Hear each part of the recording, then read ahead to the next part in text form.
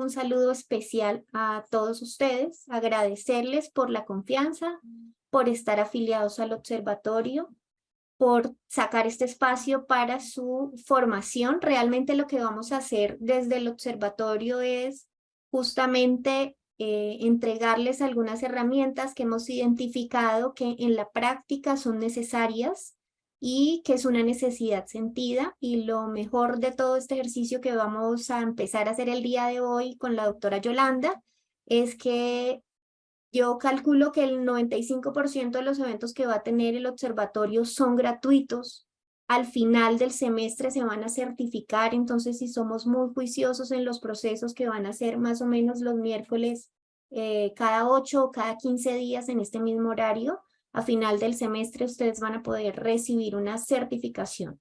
Y nuestra intención, por supuesto, es contribuir a cerrar las brechas que hay entre las necesidades del mercado y lo que se están ofreciendo en los diferentes posgrados en seguridad y salud en el trabajo para los psicólogos que somos denominados expertos en gestión de los factores de riesgo psicosocial y que realmente sentimos que para denominarnos expertos todavía hace falta un camino por recorrer y es justamente en ese camino que los queremos acompañar.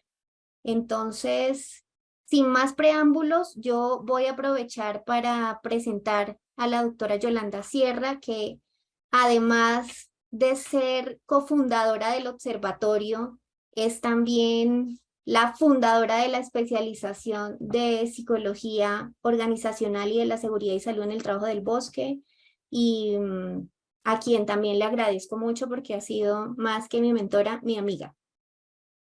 La doctora Yolanda Sierra es psicóloga, es magíster en gestión de las organizaciones de la Universidad de Quebec, es especialista en psicología organizacional y de la seguridad y salud en el trabajo de la Universidad del Bosque, es especialista en gerencia de recursos humanos de la Universidad de los Andes, es docente titular e investigadora de la Facultad de Psicología de la Universidad del Bosque, es directora de la especialización en psicología organizacional y de la seguridad y salud en el trabajo. La tendencia del dato y qué piensa la mayoría, ¿cierto? ¿Qué piensa la mayoría? Esto nos obliga pues a utilizar unos análisis estadísticos mucho más allá de un promedio. Porque el promedio es la medida estadística más floja que puede tener uno en estadística. Yo tengo un ejemplo de una colega que me hace dar mucha risa de cómo enseña ella por qué es tan floja el promedio. ¿Por qué se vuelve tan insuficiente? Y ella dice cosas como, si tenemos un pollo, ¿sí? Y son dos personas y la una comió pollo y la otra no. A la que comió pollo le pongo 5 y a la que no comió le pongo 0 y saco el promedio. En teoría, cada uno se comió medio pollo, lo cual es absolutamente falso, ¿cierto? Hagan de cuenta que ese es un poco el análisis que tenemos que tener presente cuando vamos a utilizar un protocolo estadístico para mirar cómo lo hacemos. Entonces, dada esta complejidad y lo que yo tengo que mirar, una de mis fuentes de información es lo que piensa el trabajador, pues yo no puedo pensar que es suficiente, porque cada cual hablará de la fiesta de acuerdo a cómo le fue en ella. ¿Listos?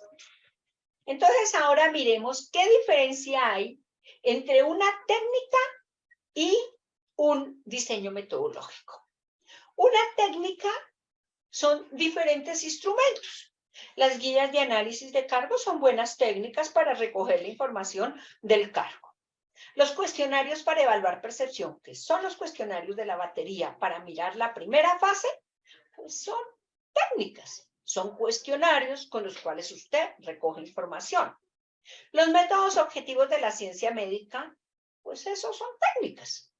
Solitos no me dicen nada, por eso cuando uno va al médico le mandan a tomar como 20 exámenes para llegar a una conclusión.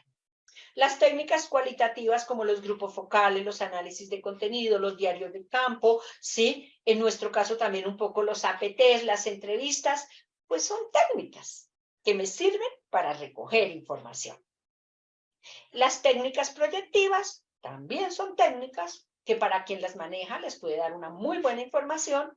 Y los análisis de indicadores también son técnicas, como está de alta la rotación, el ausentismo, la incapacidad, pero hasta ahí Cuando yo me quedo solamente aplicando técnicas, lo único que tengo es una información recogida a través de una herramienta que puede ser muy válida, muy confiable, pero pues que no me permite ver la globalidad de la problemática como tal. Un diseño metodológico como tal, pues ya implica que se cumpla con los siguientes requisitos. Contar con un diseño investigativo riguroso. Es decir, que se cuente con un tipo de estudio. Por ahora nosotros no tenemos que preocuparnos por ir más allá de un estudio descriptivo y si uno le gusta la estadística, le empieza a trabajar algunos temas de correlacional, ¿cierto? Pero sigue siendo descriptivo. Por ahora no necesitamos más. Con eso tenemos muy buena información. Tener determinada la población. ¿Cuántas personas? ¿Sí? ¿Cuántas personas son las que van a esto? Y si todos los puedo meter en un solo talego. O si voy a cometer el error de decir que un grupo es forma A y un grupo es forma B. Cuando lo que es forma A es un instrumento. Y cuando es forma B es otro instrumento. ¿Sí? Entonces dicen, es que la batería dijo, no, la batería dice, para los grupos de jefaturas y de profesionales, utilice el instrumento forma B, forma A. Para los instrumentos, para los grupos, ¿qué? Para los grupos que son de auxiliares, operativos y este tipo de grupos, utilice el forma B. Utilícelo, es decir, usted primero determina cuál es su población y ahí sí dice, le voy a aplicar el A o le voy a aplicar el B. Porque eso es como si dijéramos que la personalidad con el 16PF es la personalidad con la forma A, con la forma B, la forma C y la forma D. Eso es simplemente un instrumento. Los criterios de inclusión y exclusión, pues hay que tenerlos en cuenta. El otro día yo leía por ahí en un chat, en alguna cosa, que decían que eso era un mito. ¿Cómo que es un mito? Es que usted no puede pensar que una persona que lleva 8 días en una empresa tiene el suficiente tiempo para poder dar una identificación real de las dinámicas que tiene la organización. Y que puede decir que ya está estresado, porque es probable que esté estresado por su mismo proceso de adaptación, ¿cierto? Entonces los criterios de inclusión no son un mito. Los criterios de inclusión es algo que nosotros debemos tener en cuenta. Ahora, pues no estamos hablando de que personas que lleven más de 6 meses, pero sí tengamos algo como que personas que lleven 2 meses, por ejemplo. ¿Y qué es un criterio de inclusión? Un criterio de inclusión es a quienes incluyo en el estudio. Y un criterio de exclusión de los que incluí a quienes saco del análisis general. No es que lo saque del estudio o lo saque del salón, sino a quienes saco de mi análisis general, pues para que no le esté yo atribuyendo cosas que no son relacionadas con eso. Debo tener un buen plan de análisis de datos, que aquí en este caso, con que yo tenga unos modelos de frecuencias, con eso es suficiente. Ojo, los promedios son flojos. Los promedios no le dan a usted la medida de lo que realmente pasa. Un buen procedimiento y unos criterios éticos. Criterio ético no es aplicar el consentimiento informado. El consentimiento informado es la prueba de que yo le informé y usted dijo que estaba de acuerdo. El consentimiento informado no lo aplico a los 8 días porque se me olvidó. El consentimiento informado lo aplico antes de, toda vez que el trabajador ya tuvo claro que sí quiere participar, si él no quiere, ¿sí? Pero también, como la empresa se tiene que blindar, pues el mismo consentimiento debe tener la opción de tener una cosa que se llama desentimiento, creo que se llama así, nunca sé cómo se llama eso, pero es que también diga a la persona, no, yo no quiero participar. Usted me avisó, me parece importante, pero no quiero participar, por A, por B o por C. Esos criterios tenemos que tenerlos en cuenta. Y aquí viene el tema, que es el llamado que yo he hecho, y un día esto voy a hacerlo por la W, a ver si tengo más auditorio. Dejemos de hablar los psicólogos de que aplicamos baterías. Porque es que lamentablemente eso, claro, uno aplica la batería como parte de ese estudio. Pero si uno vende que uno aplica baterías, en la mente de las personas queda como que uno es encuestador. Que uno no se gastó 5 años estudiando psicología, 1 año haciendo una especialización y 5 diplomados para que un tema tan importante se venda como una encuesta. Entonces dices que necesito aplicar las baterías. Es que en las baterías No, la batería es un instrumento. Empecemos a posicionar nuestro tema como que nosotros hacemos estudios de riesgo psicosocial. Porque si aplicamos baterías, nos quedamos en la técnica. Pero si nosotros hacemos estudios debidamente fundamentados, debidamente controlados, pues estamos haciendo una cosa que le va a ser a la empresa mucho más útil en un momento dado. ¿Listos? Bueno, hasta ahí estamos claros, tenemos preguntas. Yo estoy segura que no les estoy diciendo nada que ustedes no supieran y que no me hubieran oído antes. ¿Hasta ahí tenemos alguna pregunta, algún comentario? ¿O los dejamos para el final?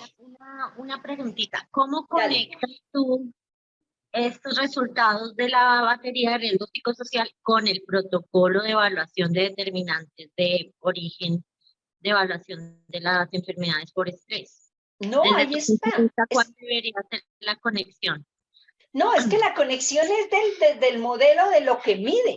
Lo que mide la batería son cuatro dominios con diferentes dimensiones y eso será lo que te evalúe en el protocolo. Eso va en el 1 a 1. Lo que estoy diciendo no es que no aplicamos batería, no. La aplicamos y usamos las dimensiones que están allí, que están amparadas en muy buenos modelos, ¿no?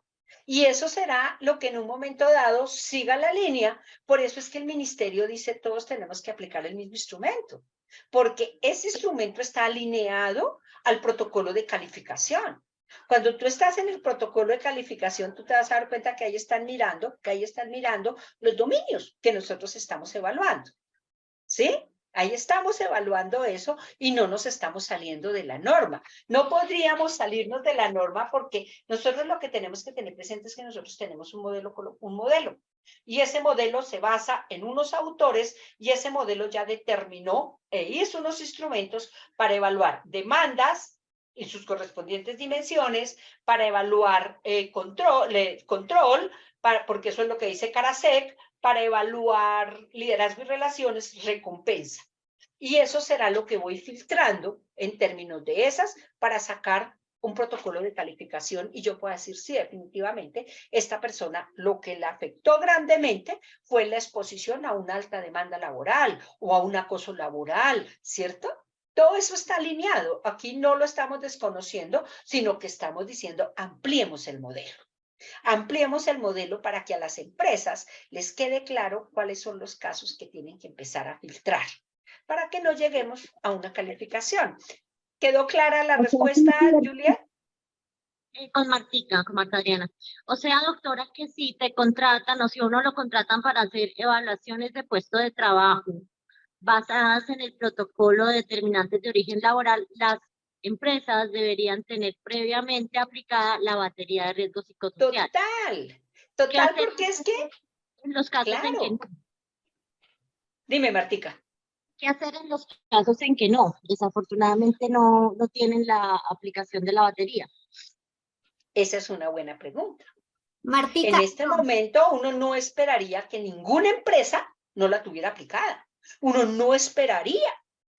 Lo que tú encuentras es que la mayoría las ha aplicado, lo que no han hecho es más cosas, pero que tenga datos, claro, previamente, digamos que claro, lo podrás hacer si no está aplicada, porque cuando haces una APT, pues lo haces a nivel individual, pero en un mundo ideal, pues el ideal es que haga las cosas al derecho, haga el panorama general, saque los casos y empiece a filtrar, que para eso hace diagnósticos confirmatorios. Claro, pues lo tendrá que hacer, pero pues el ideal siempre será que haya hecho el estudio general. Más adelante voy avanzando en la temática, pero esa es una pregunta bien interesante. ¿Listos? Gracias. Yoli, Bueno, hay algunas preguntas. Yo sugeriría hacer unas dos, pues como para que no se nos vayan quedando tantas preguntas al final. Yo les agradecería que las escribieran en todo caso para, eso. digamos, tener el consultado. Si de repente no nos alcanzara el tiempo, pues nosotros les podemos contestar por escrito. Por lo pronto yo lo que sugiero es que dos preguntas, paramos, dos preguntas y al final dejamos las demás preguntas, unos 20 minuticos como para preguntas, si están de acuerdo.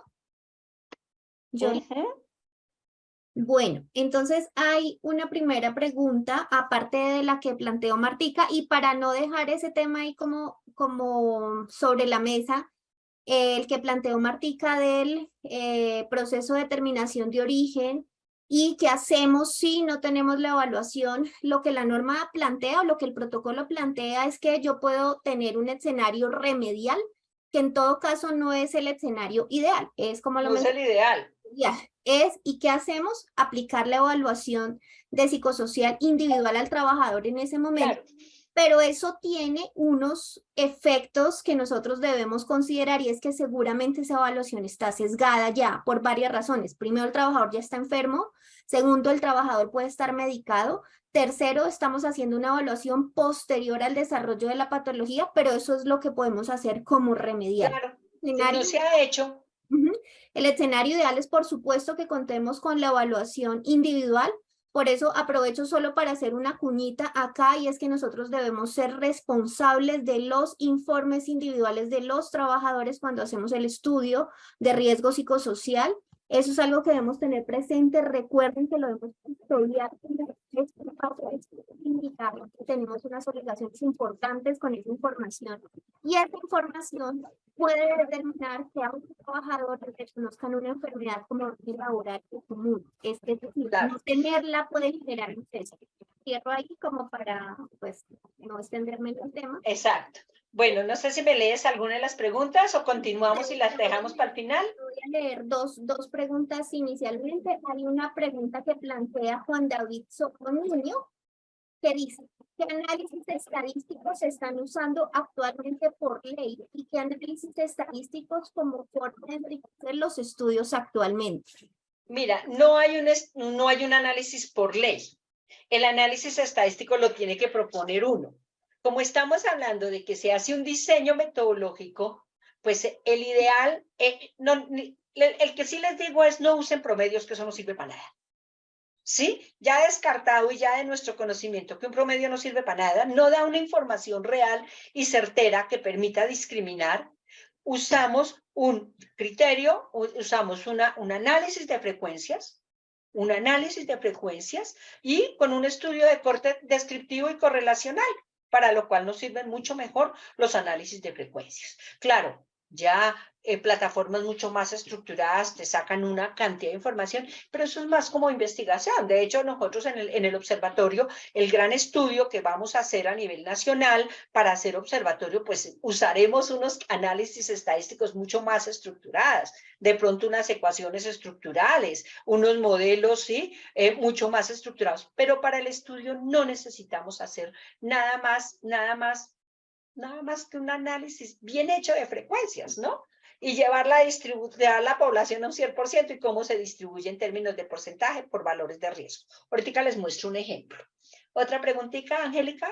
Sí, Juan Uribe Cedeño nos plantea en ese mismo sentido que si un TED Student se puede considerar.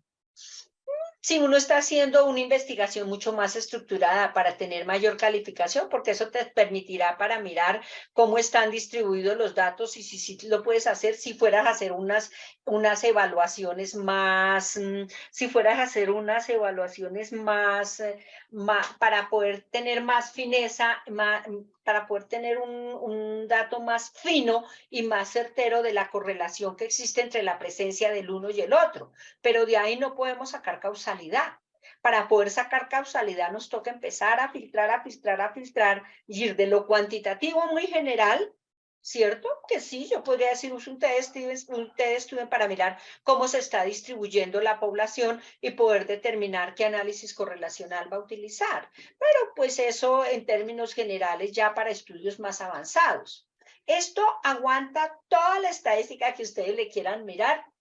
Y sin embargo, el llamado es, a veces no la necesitamos tan estructurada. Pero si uno está haciendo investigación, pues claro que tiene que utilizar uno un protocolo estadístico mucho más estructurado. Pero para hacer los estudios, bueno tener la información y a veces uno ya tiene plataformas que están ya formuladas y le saca esa información. Lo importante es saberla leer y no estar estableciendo causalidades, porque con el riesgo psicosocial es muy difícil establecer causalidad. Muy, muy difícil establecer causalidad. Por eso tenemos que ir muy al dato fino y ya al dato individual como tal. ¿Listos? Bueno, continuamos.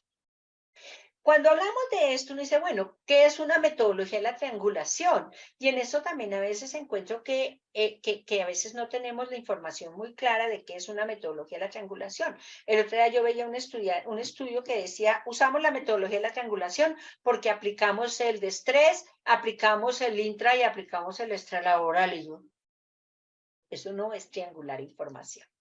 La teoría de la metodología de la triangulación, que es la más adecuada para hacer estudios en grupos sociales. Nunca olvidemos que cuando estamos haciendo un estudio de riesgo psicosocial, estamos con un grupo social. Estamos evaluando fenómenos sociales que se dan dentro de una dinámica social determinada. Entonces, las metodologías de la triangulación pues son muy buenas. Esto es a nivel informativo. Una triangulación teórica es que yo cojo 3 teorías y las comparo. Y las comparo y las complemento. Fíjense que nosotros con el modelo colombiano usamos 3 teorías y que se complementan entre sí y que la investigación ha demostrado que las 3 son muy buenas. Yo estaba haciendo el estudio del doctorado y quise estudiar solamente la teoría de Sigris porque me parecía que aplicaba más para el tipo de población y resulta que se vuelve muy floja. Se vuelve muy potente cuando yo utilizo las 3 teorías y complemento y triangulo. ¿Sí? La triangulación de métodos es cuando yo utilizo métodos cualitativos, métodos cuantitativos, métodos estadísticos. Es decir, utilizo 3 métodos para recoger información, ¿cierto? Y la llevo allí. Entonces utilizo un cualitativo, un cuantitativo. La triangulación de datos son los datos que yo puedo haber recogido de diferentes instrumentos, ¿cierto? La triangulación de investigadores, ¿qué dijo Pepe, qué dijo Juan? Y comparo. Y la triangulación múltiple.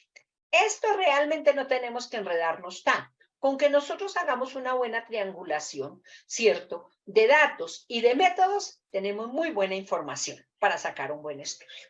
Entonces tenemos la parte objetiva, es decir, aquello que nos suministra lo que está escrito y todo el que lea va a leer lo mismo y va a entender lo mismo. ¿Qué miro yo cuando hago la parte objetiva?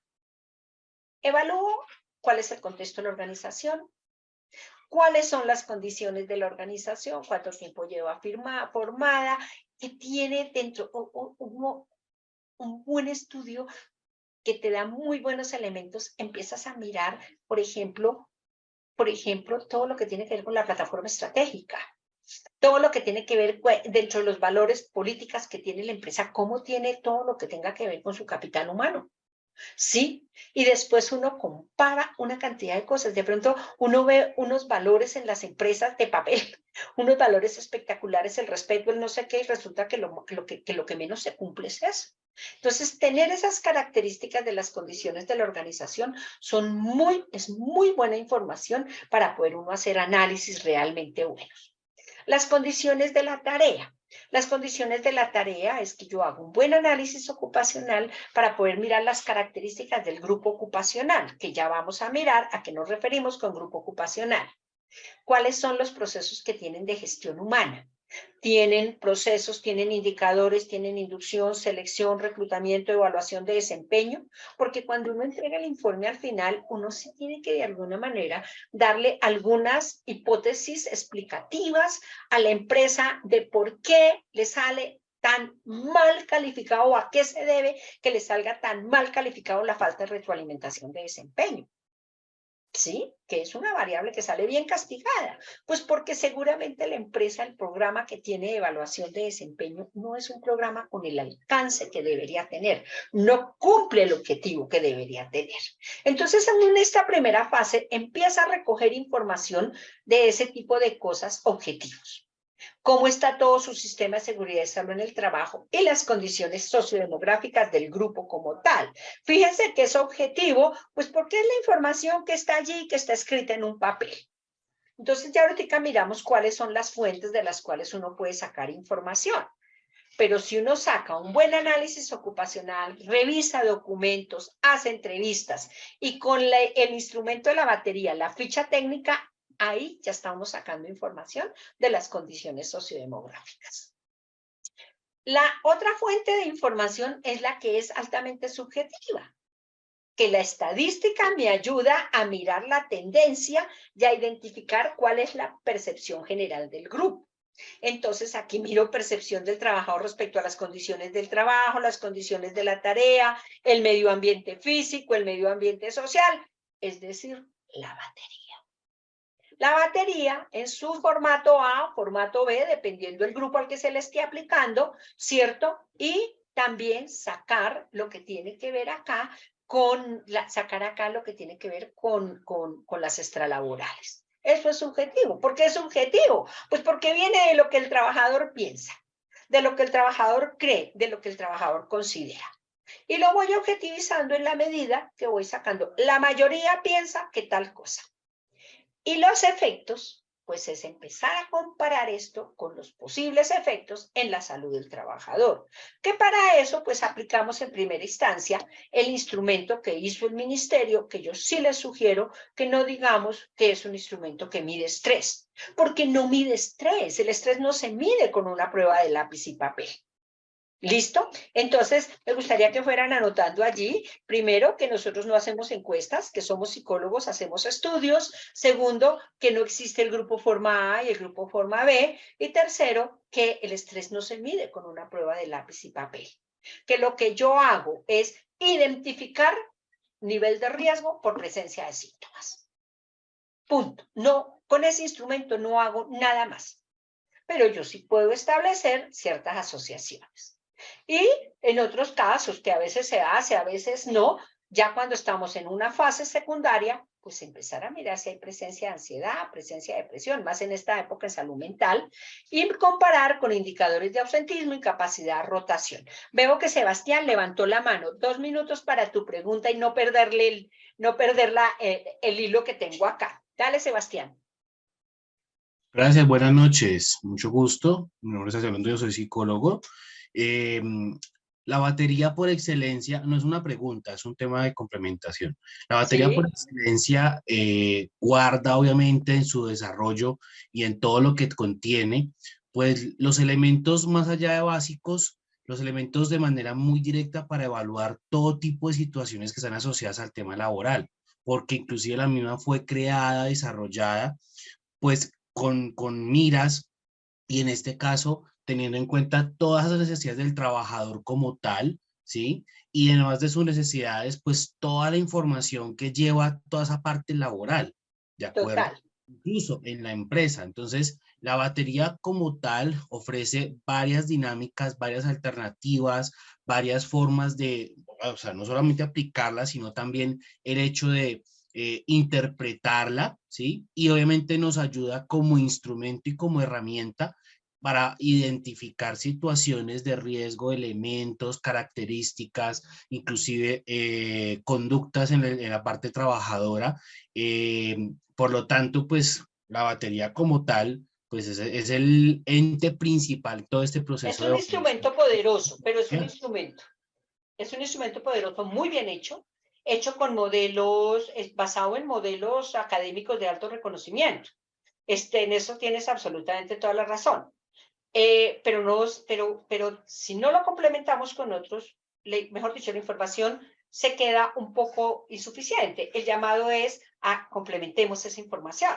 Complementemos. Sí, es correcto, Exacto. es correcto. O sea, no solamente es quedarnos única y exclusivamente con el uso de la batería y la aplicación de la misma, sino, por ejemplo, en el tema de intervención, cuando ya se evidencian factores de riesgo psicosocial, pues obviamente es complementar ese tema de la aplicación de la batería con otro tipo de elementos que también hacen parte de de la instrumentos, exacto. ¿sí? De instrumentos como otro tipo de pruebas psicométricas, como pruebas proyectivas, como medición, como entrevistas, ¿sí? Exacto. Para poder justamente darle un orden y darle un norte a esa valoración del riesgo psicosocial. Claro. De hecho, es tan válido lo que tú dices que la misma batería te da instrumentos para el estudio general y instrumentos para el confirmatorio.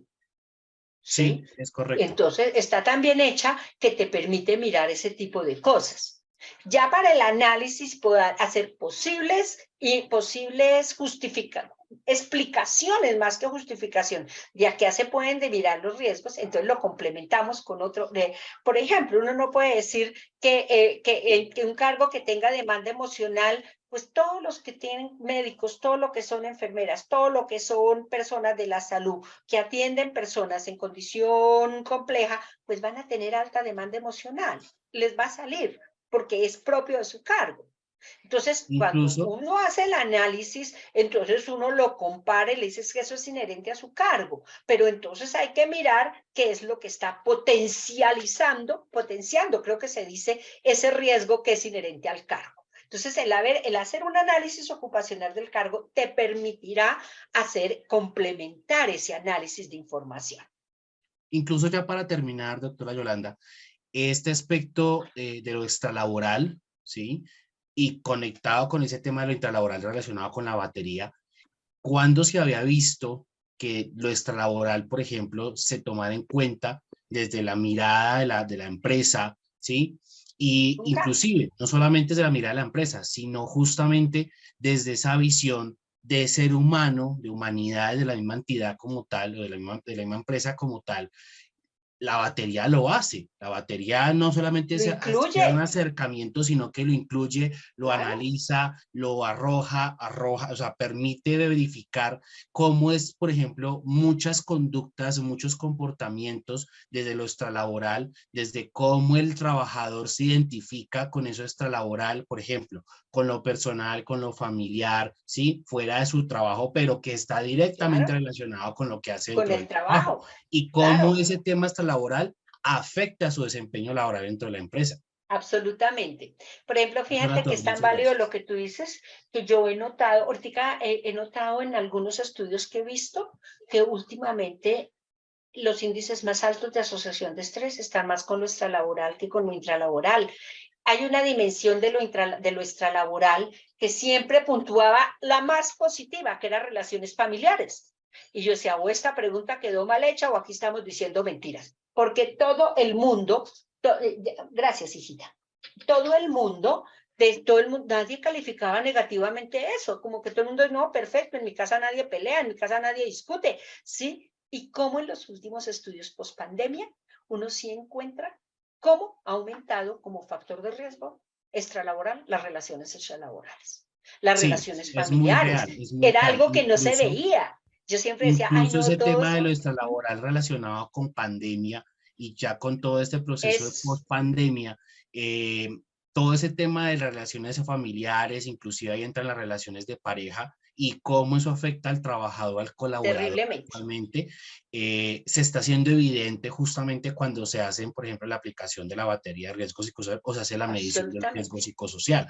Y sí, uno de los aspectos que puntúan más alto, ¿sí? Es ese tema de cómo es la relación que tiene el trabajador con su grupo familiar primario, con su relación de pareja, con la manera en la que se comunica, Uh-huh. ¿sí? Inclusive cómo obviamente también ese comportamiento, esa comunicación afecta su desempeño laboral dentro de la empresa, Absolutamente. independientemente del cargo que esté generando, si es de tipo A o si es de Claro, tipo B, o sea, si es gerencial, administrativo, auxiliar, operativo, exacto. independientemente de ese, Es inclusive el transversal. rol que genere, pues es tener presente, o sea, es un ser Es humano, absolutamente. Y entonces está fíjate que afectando.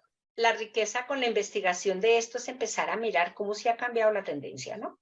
Cómo se Sí, ha cambiado y correcto. cómo la pandemia nos dejó una cantidad de cosas extralaborales que nadie veía, pero como se empezaron a traslapar los contextos, entonces esto es intra, esto es extra, si todos estamos en la casa.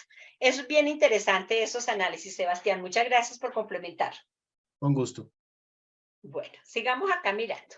Entonces, digamos que este es como el modelo general, ya no con triangular, sino la propuesta. Entonces, medición de riesgos psicosociales. Tipo de estudio descriptivo y puede ser también con unos visos que alcanzan a dar de tipo correlacional. Tipo de análisis cualitativo, cuantitativo. Distribución de la población. Yo, por ejemplo, aquí les pongo este modelo, espero que lo puedan visualizar, o sea, si lo puedo ampliar un poquito. Entonces, en el ¿qué tenemos? Entonces tenemos en este grupo específico que es de una universidad. Cuando usted hace el estudio, usted tiene que determinar que no todos hacen lo mismo. y que hay riesgos inherentes a un área que a otra. Este es para una universidad, pero podría ser perfectamente para una clínica, en donde yo tengo el área administrativa y el área asistencial. Entonces el llamado es, empecemos por revisar los grandes grupos para poder sacar subgrupos. Esto amerita que cada grupo de estos pues va a tener su propio estudio como tal. En los grupos administrativos, dividir la población, ¿cierto? En grupos con cargos de dirección y manejo, con cargos profesionales, cargos administrativos, cargos operativos, ¿sí? Ya que no los llame operativos, sino en una empresa, por ejemplo, ellos no querían que lo llamáramos operativo, entonces le pusimos el nombre auxiliar de apoyo operativo, porque la empresa no quiere llamarlo así, pero esas son ya cosas de forma. ¿Listo? Aquí ya usted escogerá si utiliza, usted lógicamente ya sabe que para los cargos de dirección y los profesionales y técnicos utilizará la forma A y para el otro la forma B.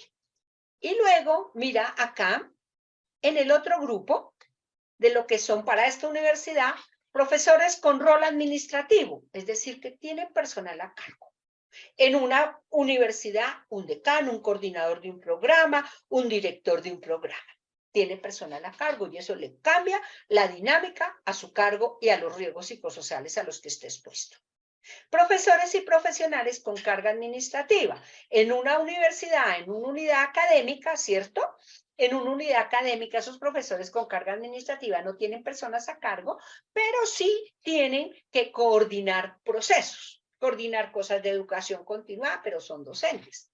Con un agravante, que en las universidades, muchísimos de los profesores, yo trabajo en una, muchísimos de los profesores, a pesar de que tenemos carga administrativa, también somos docentes. Entonces empezamos a tener aquí estas sobrecargas. Los profesores con solo carga de docencia, porque un profesor con solo carga de docencia es un profesor que no va todos los días y es un profesor que trabaja en muchas universidades. Entonces, a la hora de usted explicar, no puede analizar de la misma manera al profesor que tiene tiempo completo en la universidad, al profesor que solamente le pagan unas horas, ¿cierto? Y que de pronto las otras horas que le dedica las mete al proyecto de vida.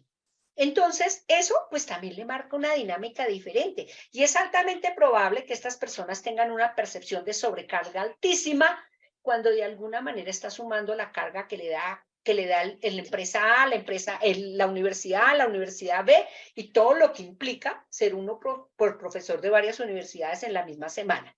Y los cargos administrativos de apoyo, que no son los mismos cargos administrativos, sino que son las secretarias que trabajan en el área administrativa, en las unidades académicas, porque es que los otros no manejan profesores ni nada. Las secretarias en las unidades académicas sí manejan estudiantes, sí manejan papás, sí manejan a profesores. Entonces su interacción con otras personas es bastante alta.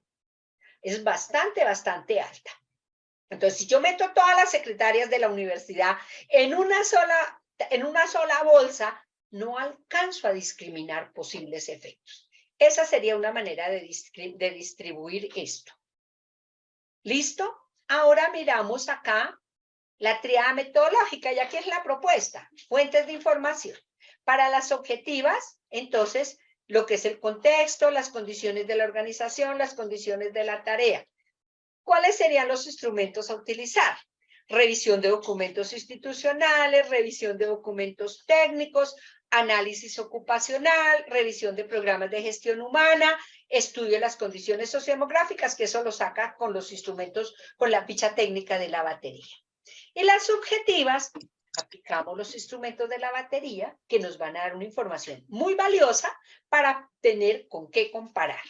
Y los efectos, que son posibles efectos en el trabajador, con cuestionarios, el que tenemos en el ministerio, que sacó el ministerio, la revisión de índices de ausentismo, incapacidades, para yo empezar a cruzar variables. Fíjense que esto dista mucho de que yo haga un estudio en donde yo saque promedios y lo llame grupo forma A y grupo forma B, porque pues me estoy quedando sin elementos diferenciadores que permitan dar esto.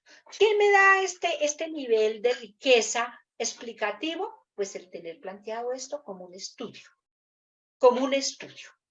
¿sí? Estudio de riesgos psicosociales y miren todo lo que evalúo. Y aquí la gran protagonista podría ser la batería porque me da una información muy importante de lo que percibe la gente, lo cual llevado con elementos estadísticos va a ser bien importante para mirar la tendencia del dato y poder sacar las primeras conclusiones.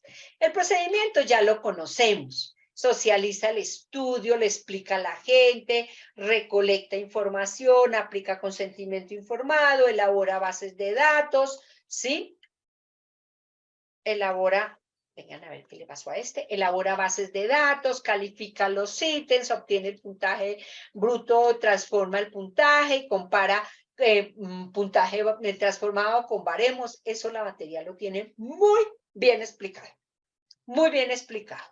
Interpreta por niveles de riesgo, elabora la matriz de riesgo, ¿sí? Que es algo que cuando empezábamos a hacer los estudios decíamos, pero ¿qué hago con todos estos datos? ¿Cómo se lo presento a la empresa? ¿Cómo le entrega uno a la empresa 100 gráficas? Eso no le está diciendo nada. Debe haber una manera que le permita a la organización identificar hacia dónde va el riesgo como tal, hacia dónde va formalizado ese riesgo. Elabora el informe, elabora la propuesta de intervención. ¿Listo? Las escalas de medición también ya las conocemos, sin riesgo, riesgo bajo, riesgo medio, riesgo alto. Aquí hay dos cosas que a mí me parece súper importante tener en claro. Que cuando yo hablo de sin riesgo, riesgo bajo, me puedo estar refiriendo a dos cosas. Al factor de riesgo como tal, que es un factor que no representa riesgo, es un factor que representa un riesgo bajo, es un factor de riesgo, voy a decir cualquier cosa, claridad de rol, que no representa riesgo, todo el mundo lo calificó positivamente, no representa riesgo, o la mayoría lo calificó positivamente. Ahora vamos a mirar qué es la mayoría, ¿no? Porque ese es el otro tema que decíamos, ¿cómo hacemos con estos datos? El riesgo bajo, ¿sí? El riesgo medio es que ya un número importante de personas califican que eso no siempre hay claridad del rol.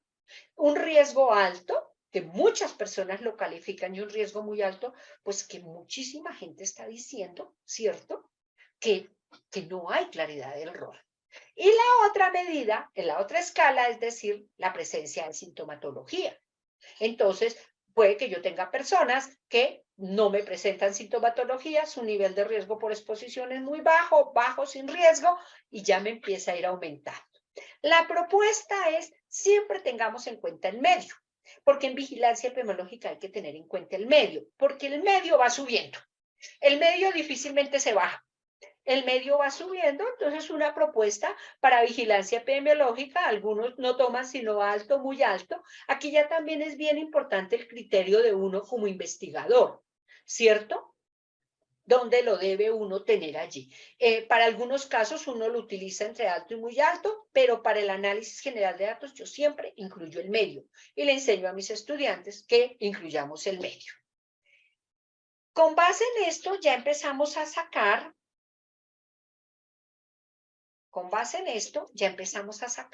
algo que nosotros hemos denominado magnitud de riesgo y índice de asociación.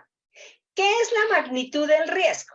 Cuando hablamos de factor de riesgo, hablamos de que es la sumatoria de personas, que aquí lo sacamos por estadística, ¿cierto?, que reportan percepción negativa en una dimensión específica, lo que hace que ésta se ubique en un nivel de riesgo medio, alto y muy alto. Si esa cantidad de personas en donde se ubica el nivel de riesgo entre medio, alto y muy alto es inferior al 40%, estaríamos hablando de que es un factor de riesgo de baja magnitud que hay que atenderlo, pero no es necesario priorizarlo, no en esta primera fase. Cuando la cantidad de personas expuestas que califican negativamente esa percepción, ¿cierto?, está entre 41 y 59%, estamos hablando que es un factor de riesgo de mediana magnitud. Y cuando más del 60% me está calificando negativamente esa dimensión, como tal, hablo que es un factor de riesgo de alta magnitud. Es decir, ya tengo que empezar a mirar en el momento de priorizar o de ir a diagnóstico confirmatorio en donde lo ubico. en dónde lo voy a colocar y cómo tengo que empezar a mirar por qué son tantas las personas que lo están calificando negativamente. Y el otro concepto se llama índice de asociación. ¿Sí? El índice de asociación, ¿qué es? La relación entre el factor de riesgo y la presencia de sintomatología social estrés. Entonces, ¿cómo se saca la fórmula? El número de trabajadores con percepción negativa de la dimensión, es decir, es el número de trabajadores que lo califican entre medio alto y muy alto, que están entre medio alto y muy alto, ¿cierto? Sobre el número de trabajadores con nivel de riesgo. Entonces, yo puedo tener 20 trabajadores del grupo X que me están presentando sintomatología asociada al estrés, que los ubica en un nivel de riesgo entre medio y muy alto, los saco aparte y los empiezo a comparar en cuáles son las dimensiones que esas personas también calificaron negativamente y que las ubica en medio alto y muy alto. Ubica a la dimensión. Y con base en eso saco el índice de asociación. Eso, bueno, aquí están las sugerencias. Y ahorita llegamos al índice de asociación, nuevamente lo retomamos. Entonces, la propuesta es que sea más para presentar más fácil. Usted lo puede presentar así, tiene sus grupos ocupacionales, sus dimensiones. Aquí hay diferentes maneras de presentarlo. Todas son válidas desde que funcione y desde que uno tenga un criterio que le diga me funciona más así, se entiende más así. Entonces, acá están las demandas. A mí personalmente, la propuesta es compare los 4 grupos para que usted vea la diferencia que se da a nivel de percepción, porque usted no va a hacer la misma intervención con los administrativos de apoyo que con las jefaturas, porque las características de su cargo pueden ser muy diferentes. ¿Sí? Todos estos datos los saca de acá. Aquí están las de control, aquí están las de liderazgo y relaciones sociales, aquí está la de recompensa. Fíjense que acá, ¿qué es lo que estamos marcando con diferentes colores? La tendencia del dato.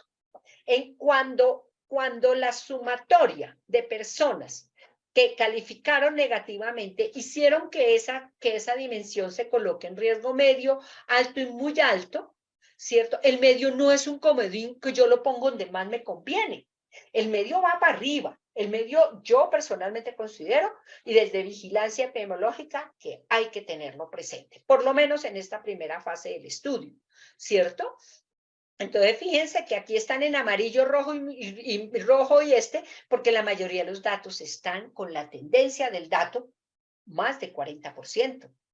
Pero fíjense que en relación con los colaboradores, solamente 26 y 30, uno diría allí, pues que la tendencia no es tan alta. Sin embargo, no es suficiente para tomar decisiones.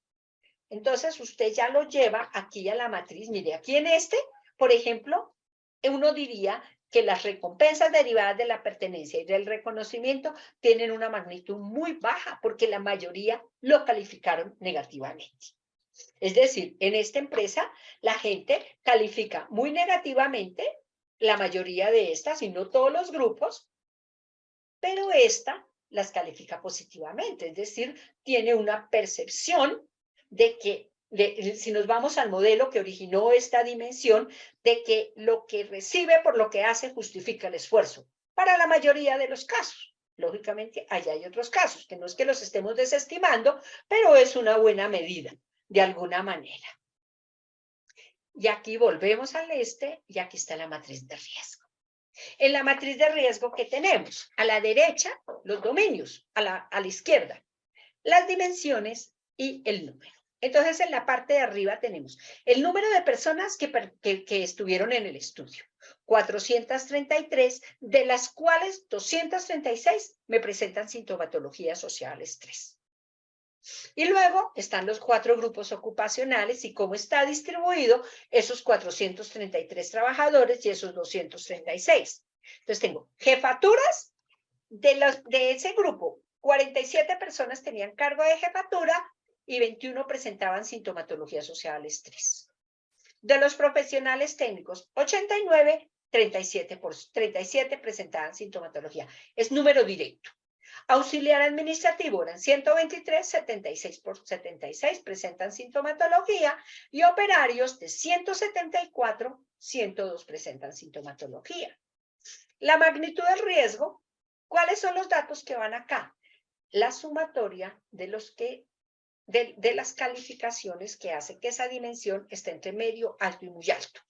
Entonces, fíjense que para jefaturas el 64% es de alta magnitud, si lo vamos a ver, ¿cierto? De esos 47 personas, uno podría decir así a ojo de buen cubero que 35 más o menos están presentando, califican negativamente, se convierte en un factor de riesgo para muchas personas ese nivel.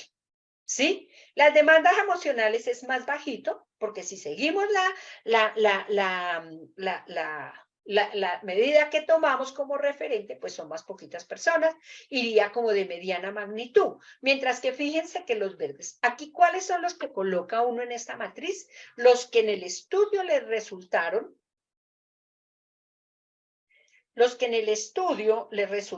a uno como de mediana, como acá. Los que le subieron a uno acá en medio, alto y muy alto. 30, 19, 15. Entonces ese 30, 19, 15 lo llevó a la matriz de riesgo.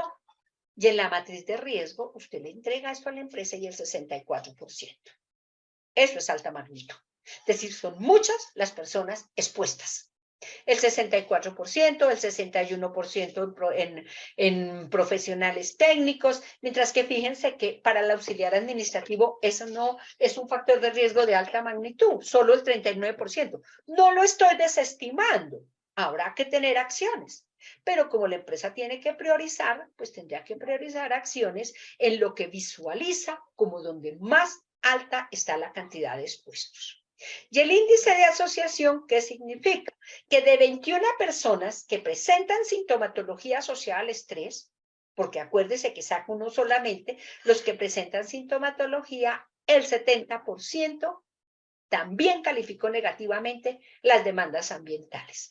Ahí no estoy estableciendo una relación de causalidad, pero sí estoy diciendo que ojo con esa dimensión. Casi que ahí estoy diciendo, esa dimensión se va para estudio confirmatorio. Con APT sencillo, de pronto no tan estructurado, pero debería hacerse. Porque son muchas las personas que lo calificaron negativamente y muchos los que me están presentando síntomas relacionados con eso, de alguna manera. En las demandas cuantitativas, en las exigencias de responsabilidad del cargo, fíjense que si bien es cierto, el 60% es alto, no hay un índice de asociación tan alto con las personas que están presentando sintomatología. Y así lo toma uno dimensión por dimensión. Cuando uno le entrega esto a la empresa, porque generalmente la empresa, lo que más la agobia es que usted le entregue 100 gráficas. Es como una manera de llevar la información a una matriz que va a servir también para ponerla en vigilancia epidemiológica, también sacar grupos de exposición similar y todo ese tipo de cosas que ya les contará Angélica en su momento, cómo se sacan. ¿Listos? Y aquí, con base en esto, yo ya puedo decir que voy para diagnóstico confirmatorio, utilizo los instrumentos que tiene el ministerio, que son muy buenos para mi manera de ver, ya no son cualitativos, ya no hablo de instrumentos, hablo de estrategias cualitativas. Entonces el APT, de acuerdo a lo que me salió alto en demandas del trabajo, ¿sí? Entonces fíjense que aquí yo diría que para APT van las demandas ambientales, van las demandas cuantitativas, van las exigencias de responsabilidad, las jornadas de trabajo para hacer una exploración de, ¿es real que haya tanta sobrecarga? ¿Cierto? Ya con los otros, yo ya miro es con grupo focal, estilos de liderazgo y relaciones sociales, que aquí sí ya mi sugerencia es que uno lo haga por unidad ya más cerrada. Los de finanzas, que no todos comparten el mismo jefe.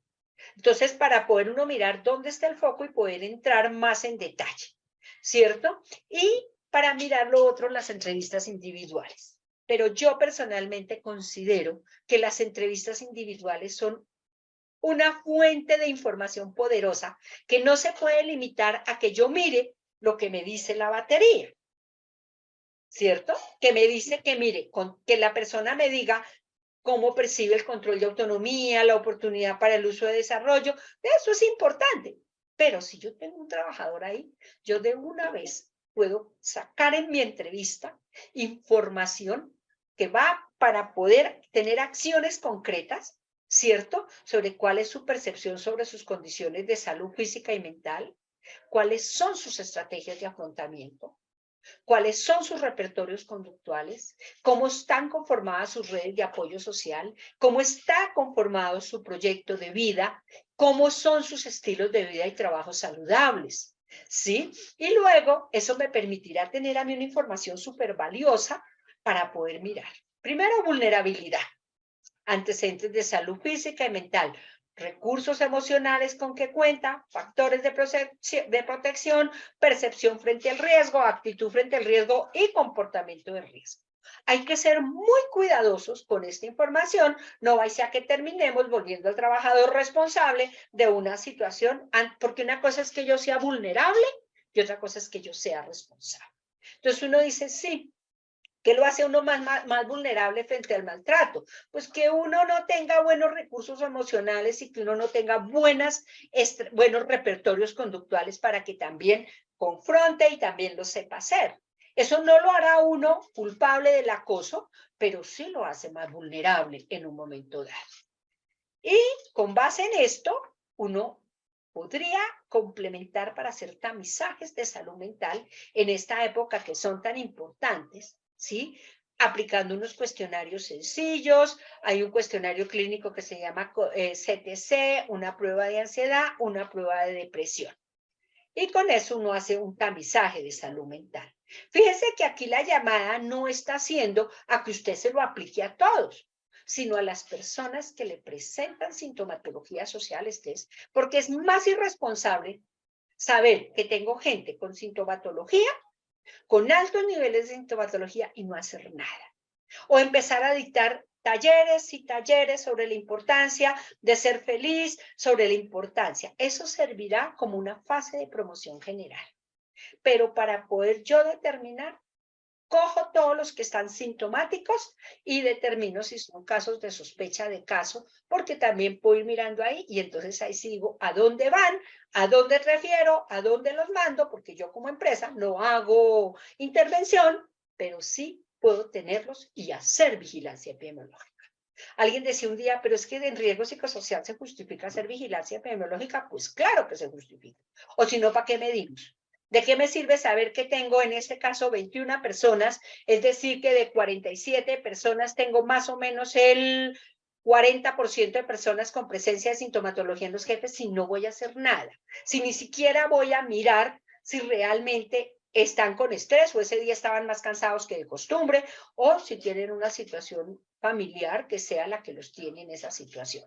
Un modelo salutogénico incluye también los trabajadores sanos, los trabajadores estos, y les hace vigilancia, porque esos que están asintomáticos, si yo no atiendo esa dimensión como tal, si no intervengo en esa dimensión, ese 64% dentro de un poquito de tiempo puede ser más y puedo tener más personas afectadas.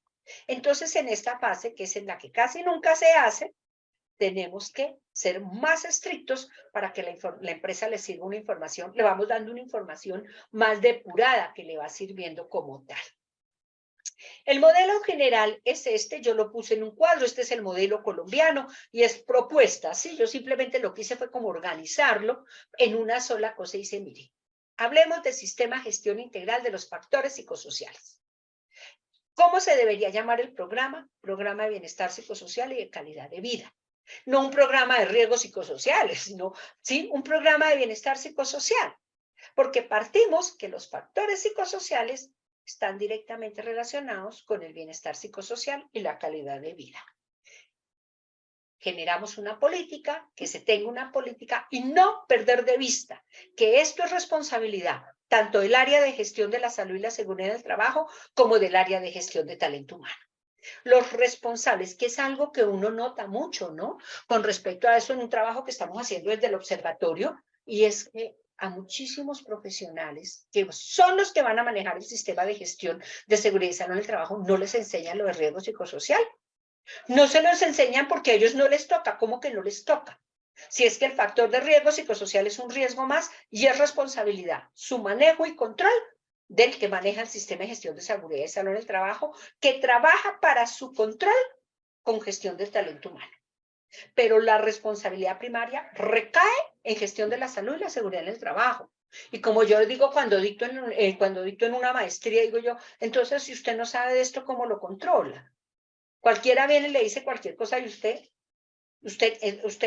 no tiene un criterio, no tiene una opinión, o se va por lo más barato y dice, ay, no, este me aplica esto, estamos en temporada alta y entonces pague uno y aplico dos. No, tiene que saber qué es lo que está exigiendo, que eso es algo que uno encuentra también en los sistemas de gestión, que no siempre el que está manejando este sistema lo sabe. Luego viene, ¿de dónde parte todo el engranaje para su estudio? Pues del estudio de factores, el estudio general y el estudio confirmatorio. Saca su matriz de riesgo y allí ya tiene elementos para dos cosas, para hacer sus programas de intervención y para hacer su programa de vigilancia epidemiológica. En su programa de intervención, pues tenemos los protocolos, que no es busque el tallercito que me sirva, es léase el protocolo y vaya alineando esto para que le quede como un sistema como tal. Los protocolos son de buena calidad, podrían haber puesto otras cosas como todo en la vida, pero son de muy buena calidad, están muy bien fundamentados y están muy bien elaborados. Entonces tenemos las 34 acciones, las acciones para trabajar en lo que es el factor de riesgo. Las primeras, para mirar todo lo que son acciones para la promoción. Luego vienen todas las acciones ya específicas para efectos y acciones por el sector económico. No perdamos de vista, ¿cierto?, que tenemos que integrar todo esto en un sistema. Porque ¿qué pasa a veces con las organizaciones? Uno le mide y otro viene y interviene y empezamos a hacer talleres y a hacer cosas sueltas. Si esto no lo tenemos en las empresas como un sistema de gestión integral, se nos vuelve letra muerta con mucha facilidad y cada cual viene y cada cual tiene su manera de matar sus pulgas. Entonces el uno ofrece talleres, el otro ofrece cosas, cuando lo que hay que tener es la mirada general sobre la temática. Y la prevención, pues esto parte de un modelo de salud, que es un modelo de intervención primaria, secundaria y terciaria. Esto nos lleva, pues, cuáles son los retos más grandes, ¿no? Reto para el Estado: diseñar política pública, regular el control de los factores de riesgo psicosocial. El Estado regula, pero también debe vigilar. Y vigilar el cumplimiento de la norma. Para la academia, ampliar la formación del psicólogo, ampliarla desde un punto de vista en todos los programas, ¿sí?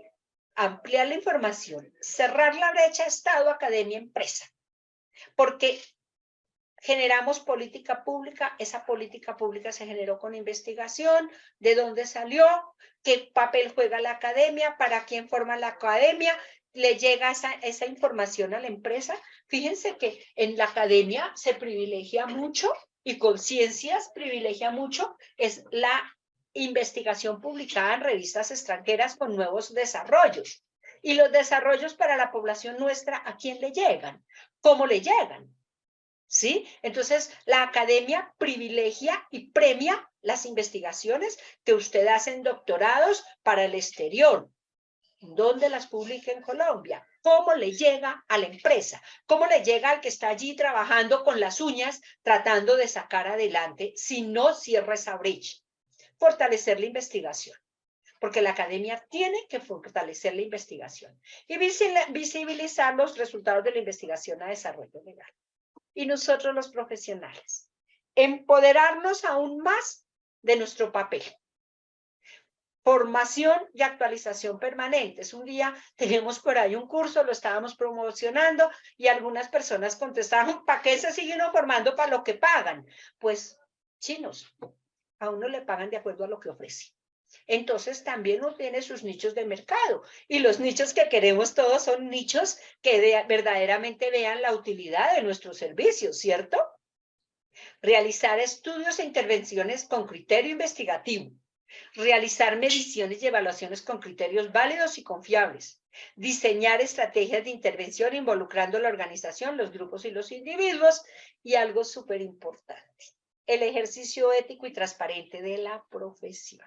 En muchas ocasiones, creo que ya no pasa tanto, le llamaban a uno de una empresa para que le hiciera le hiciera la intervención, o a un egresado del programa, y entonces le decían a uno, no, es que no tenemos los datos. ¿Y por dónde están los datos? Necesito los datos. No ve que es que la persona no los dejó porque nunca le pagaron. Y dice, ¿cómo así? Entonces, el ejercicio ético y transparente de de la profesión, creo que eso es algo que nos debe ser transversal a todos nosotros, cobre harto o cobre poquito, ese ya será su nicho de mercado y será la decisión que usted tomó. Un día yo presenté esto en algún aspecto en una universidad, y un gerente de una empresa, psicólogo, especialista, dijo, ¿por qué me tengo que poner a hacer todo eso si a mí el Estado solamente me pide que yo aplique la batería?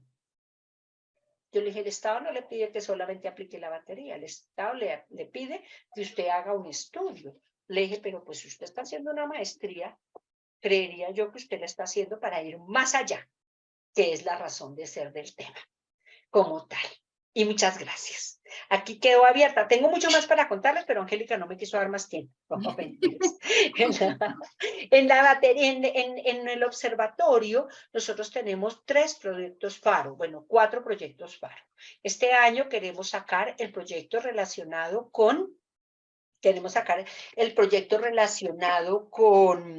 cómo se está formando, cuáles son las competencias que está formando la academia, cuáles son los niveles que tenemos ahora, cuántas personas tienen licencia, ¿sí? Un poco esa información, y nuestro gran proyecto, con lo cual ya estamos trabajando con el ministerio, y propuestas que tenemos para hacerles a nuestros asociados al observatorio, es que primero no olvidemos que el observatorio es de todos. El observatorio no es de Yolanda, no es de Angélica, en este momento somos pedaleando unos poquitos, pero el observatorio es de todos y se enriquece con el aporte de todos.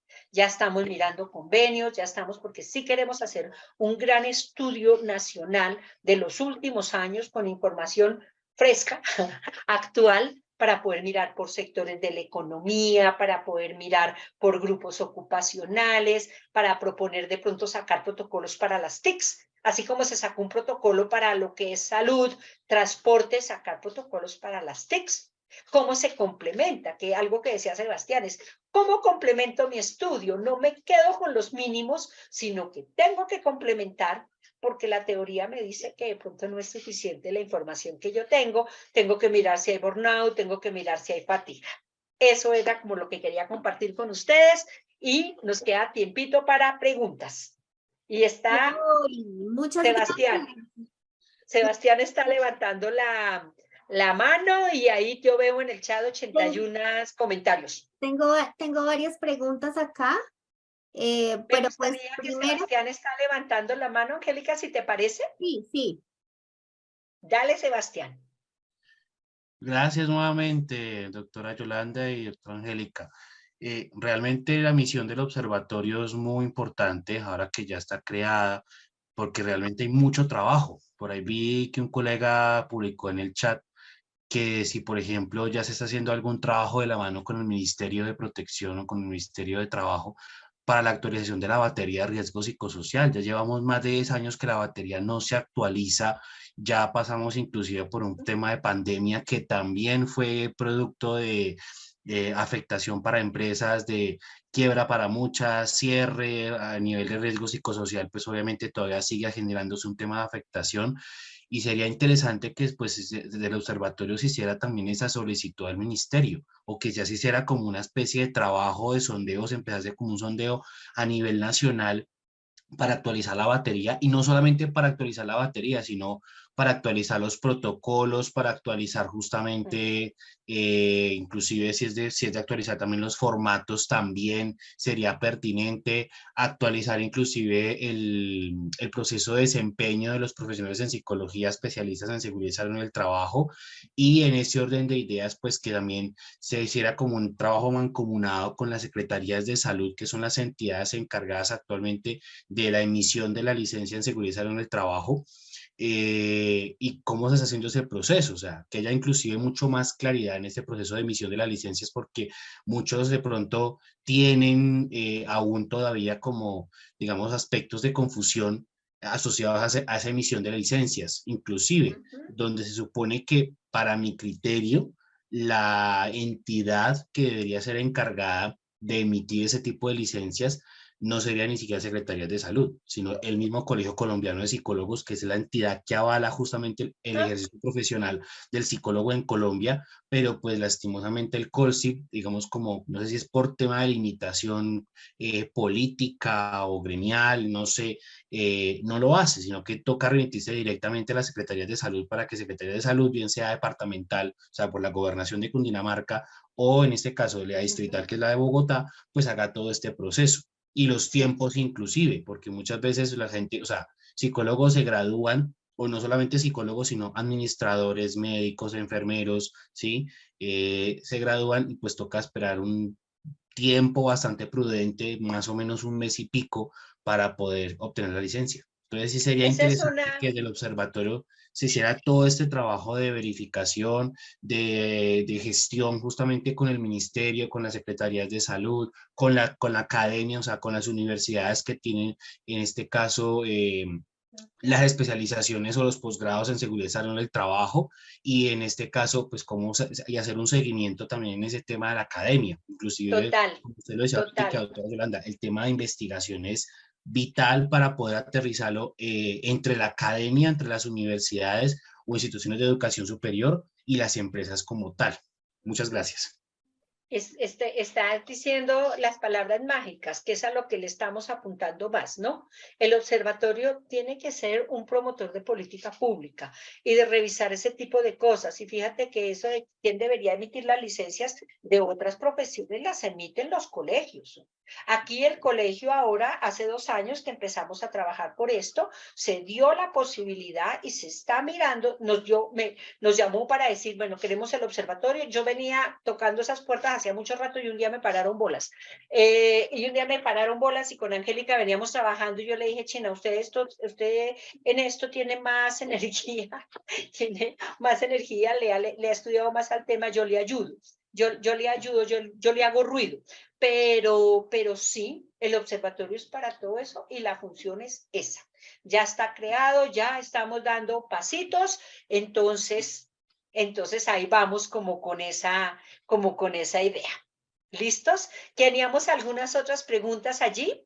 Sebastián, sí, Yoli. No, pues agradecerle también a Sebastián por por la intervención y pues por los comentarios que nos está haciendo, darle también pues como un parte de lo que hemos avanzado.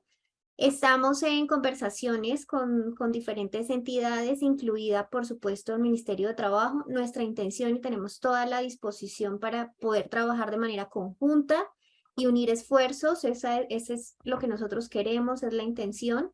Estamos en ese proceso, esperamos que sea un proceso próspero y les estaremos contando al respecto, pero no estamos solamente con acercamientos con el Ministerio de Trabajo, sino también hemos tenido algunos acercamientos con el Ministerio de las TIC y algunas otras entidades que seguramente aportarán valor para todo este proceso que queremos hacer, que es fortalecer el trabajo del psicólogo, hacer que estos estudios realmente cobren valor y no se queden en la organización, sino que podamos tener una data centralizada que nos permita hacer análisis y generar política pública y transformación, que es en últimas lo que queremos. Entonces, bueno, mil gracias por esos comentarios y les estaremos contando ahí al respecto. Por ahora voy a leerles algunas de Muchas las gracias, una preguntas. excelente noche. Gracias a ti. Voy a Muchas leerles gracias, Sebastián. algunas preguntas, no sé si alcancemos todas, pero por ejemplo, Démosle. dice Helen, doctoras, me encontré con un estudio de riesgo psicosocial y un PV basados en el 16PF y CRIA. Creo que es el 16PF. Las pruebas no son aleatorias. Las pruebas no son aleatorias. Son solo las sugeridas las técnicas nombradas por la doctora anteriormente. Helen, yo no sé si quisieras de pronto hacer la pregunta verbal. Claro, las pruebas tienen que ser seleccionadas de acuerdo a lo que uno vaya a medir.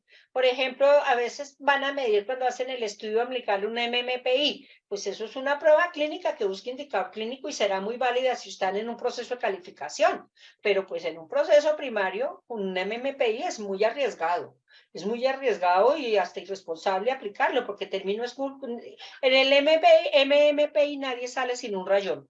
Entonces, pues eso es complicado, pero sí tú puedes utilizar pruebas validadas, una prueba de personalidad, un 16PF. La gente dice es que el 16PF está revaluado y pasado de moda, no es cierto.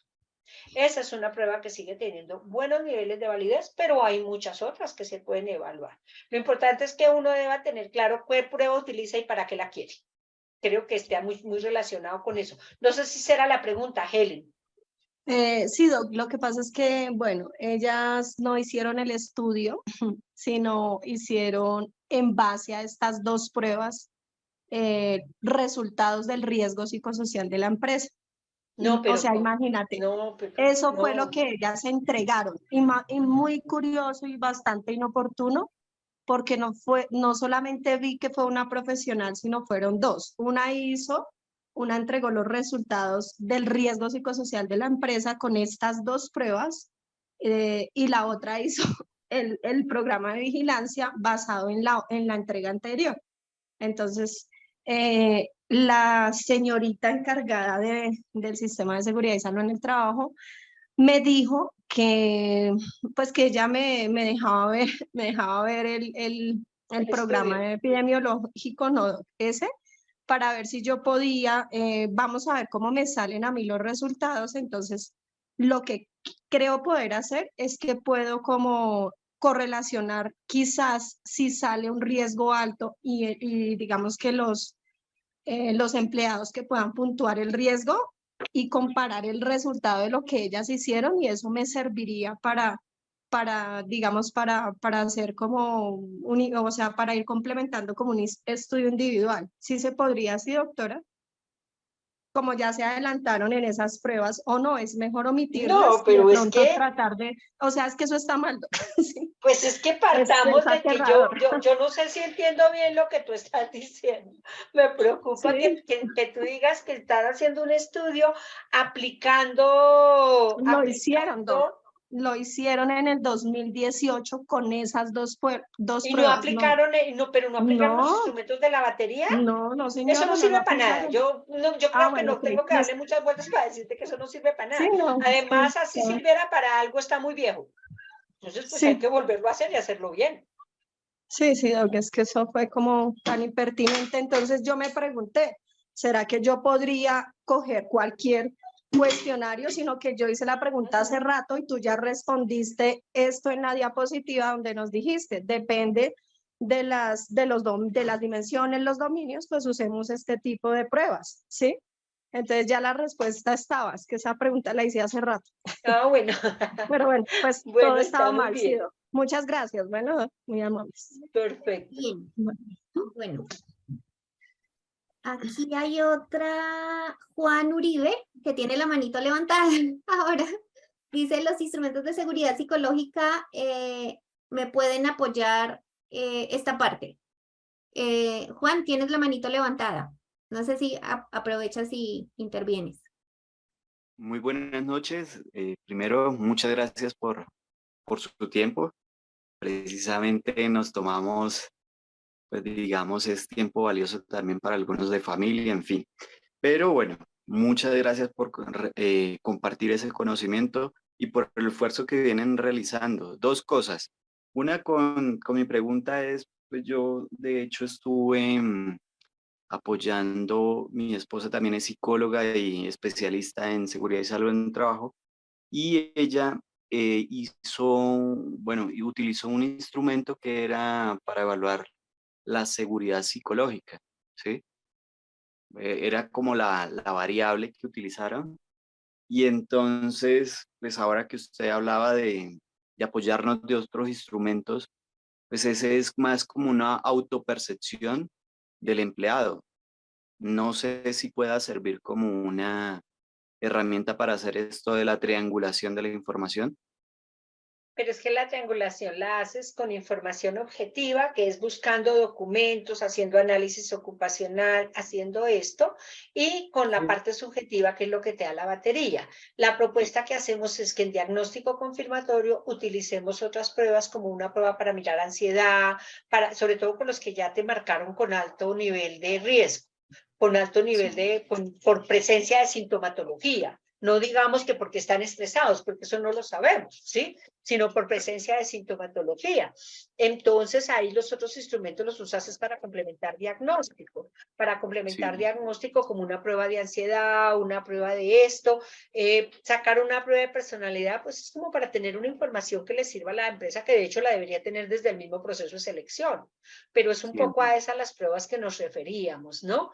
Que no Ok. vayan a, que no son tanto una prueba subjetiva, sino ya una prueba diagnóstica que nos puede ir dando algunos elementos, sobre todo para hacer un poco de tamizaje en salud mental en estas épocas en que se pueden haber elevado un poco los índices. Entiendo.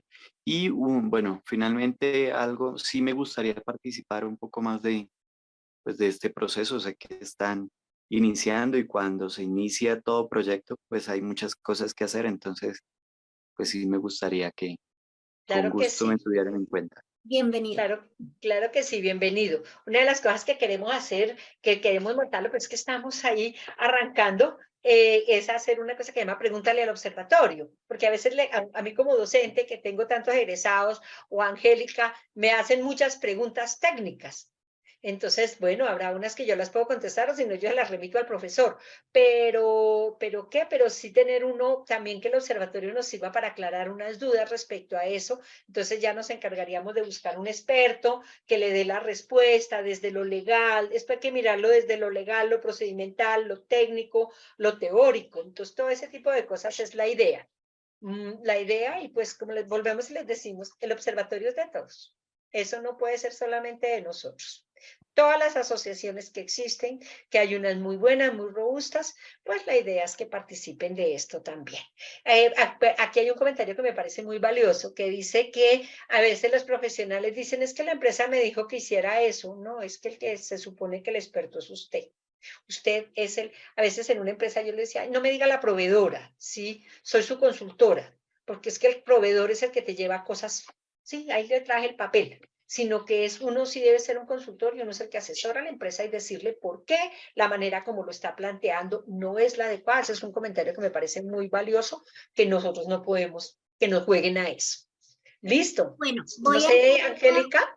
sí, voy a hacer otras dos preguntas, las voy a leer de una vez como para responderlas.